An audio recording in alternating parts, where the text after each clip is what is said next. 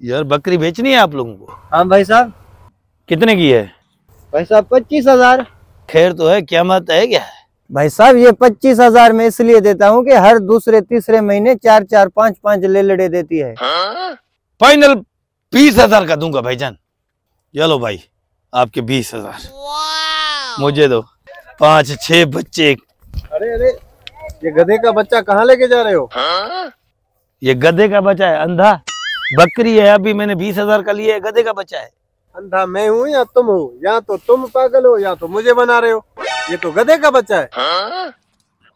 ये गधे का बच्चा। चल चल निकल, पागल नहीं बना। अच्छा, मेरे 5-6 बच्चे देने वाले। भाई गधे के बच्चों कहाँ लेके जा रहे हो? ये गधे का बच्चा है। बकरी है, गधे का बच्चा है। गधे का बच्चा है भाई, पागल हो आप। गधे का बच्चा कैसे हो गया यार? भाईजान जी भाई, ये गधे का बच्चा है या बकरी है? ये गधे का बच्चा है। क्यों, बेचनी है क्या?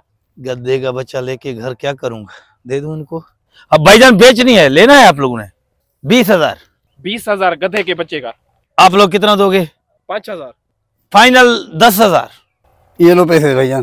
मुझे दो। कैसे हमने पागल बनाया है इस आदमी को। देखो बकरी, देखो पागल। काम हो गया? हाँ, काम हो गया भाईजान।